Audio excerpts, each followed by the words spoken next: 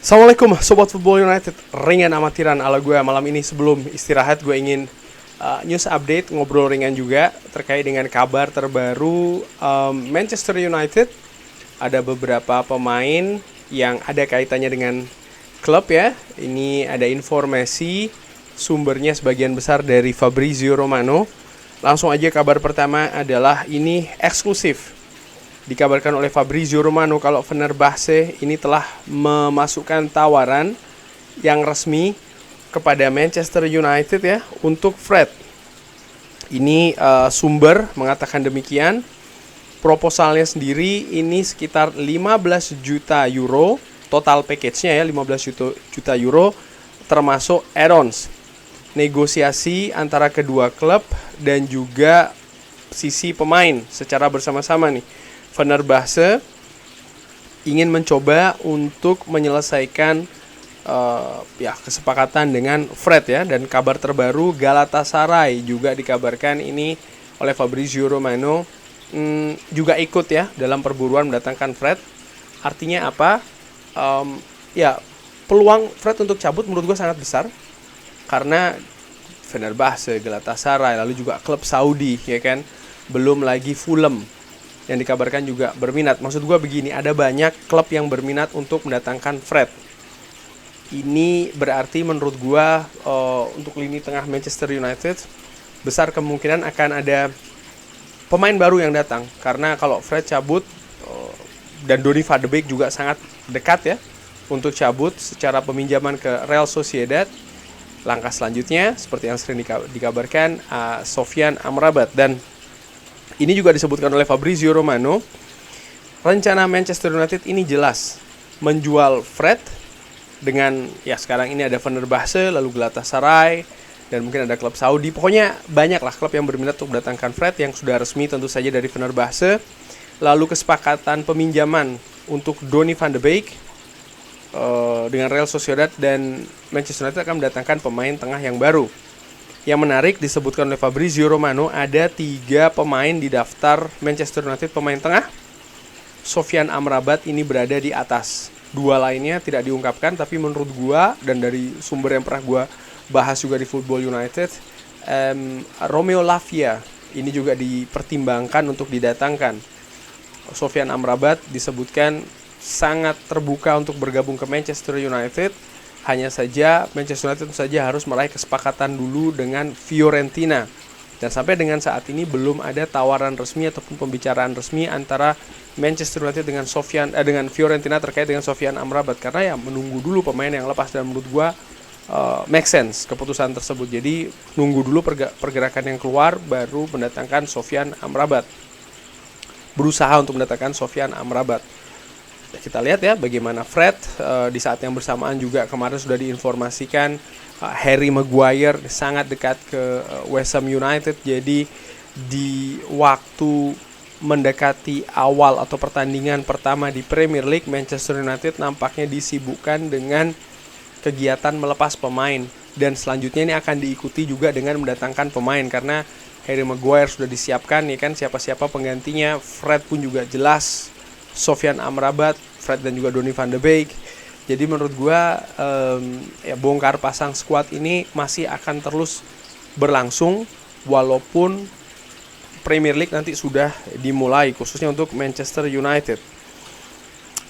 Ini gue sampaikan ya, Edson Alvarez bergabung ke West Ham dengan nilai 38 juta euro, totalnya bisa sampai 41 juta euro. Ini gue sampaikan kenapa, karena West Ham disebutkan berminat kan untuk mendatangkan Scott McTominay. Mereka mencari pengganti Declan Rice yang ke Arsenal, dan dengan didatangkannya Edson Alvarez dari Ajax, menurut gue mungkin peluang Scott McTominay untuk cabut dari Manchester United ini semakin kecil. Erik ten Hag juga tentu saja berhitung ya mengenai kedalaman skuad. Gue paham mungkin beberapa fans Manchester United menginginkan pergantian ataupun perubahan yang radikal terutama di lini tengah. Tapi kalau gue melihatnya berbeda. Gue melihat kalau seandainya perubahan ini terlalu banyak, maka adaptasi akan dilakukan dari awal lagi. progres yang tadinya sudah bagus ya, ini akan ada setback, akan ada mundur sedikit. Dan menurut gue ada resiko juga di sana, di mana terlalu banyak bongkar pasang yang terjadi sering sekali juga tidak sejalan dengan performa di atas lapangan, karena banyak pihak harus beradaptasi. Intinya di situ sih ya. Dan ya untuk lini tengah sih gue harapkan kalau memang ada yang lepas ya, Fred dan juga Donny van de Beek ini mungkin yang sudah maksimal. Dua pemain ini sudah maksimal, dan tentu saja nanti ada pemain baru yang didatangkan, entah itu satu atau dua. Tapi kalau 3 yang lepas menurut gue ini terlalu banyak. Berita lainnya adalah Bayern Munchen dan juga Tottenham Hotspur dikabarkan telah sepakat secara prinsip ya untuk Harry Kane. Paketnya ini lebih dari 100 juta euro. Wow. Manchester United kan dikabarkan tadinya melihat Harry Kane ini sebagai sosok penyerang ideal, tapi untuk pemain yang kontraknya tinggal 1 tahun lagi, di usia 30 tahun, dihargai 100 juta euro, ini luar biasa sih menurut gue. Ini terlalu tinggi, menurut gue terlalu mahal ya. Lagi-lagi Tottenham Hotspur, Daniel Levy, memang ya beginilah cara Daniel Levy dan Bayern Munchen menyepakati 100 juta euro. Menurut gue ini terlalu tinggi sih, dan sering gue katakan kan di awal ketika memang gue juga melihat sebenarnya, dan gue harapkan ya tadinya Harry Kane yang bisa datang mengisi lini depan Manchester United, tapi juga dengan harga yang masuk akal. Menurut gue harga 70-80 juta untuk pemain yang memang mesin gol, terbukti beberapa musim terakhir sangat luar biasa, sangat vital bersama dengan Tottenham Hotspur. Tapi kalau dilihat dengan faktor-faktor yang lain ya, seperti usia, lalu juga kontrak yang akan habis ya kan, gua menilai sih ini terlalu tinggi ya, 100 juta euro. Sekarang ini terserah sang pemain. Harry Kane harus membuat keputusan final setelah ya segera ya, harus membuat keputusan final setelah negosiasi yang panjang ya. Jadi kalau seandainya memang Harry Kane mengatakan tidak, ya kesepakatan akan batal walaupun kedua klub sudah sama-sama sepakat. Ini kan mengingatkan gue dengan Frankie de Jong contohnya musim lalu, di mana Barcelona dan juga Manchester United dikabarkan sudah oke dengan harganya 85 juta euro, tapi sang pemain tidak sepakat untuk pindah. Lalu persetujuan tersebut antara Barcelona dan juga Manchester United akhirnya batal.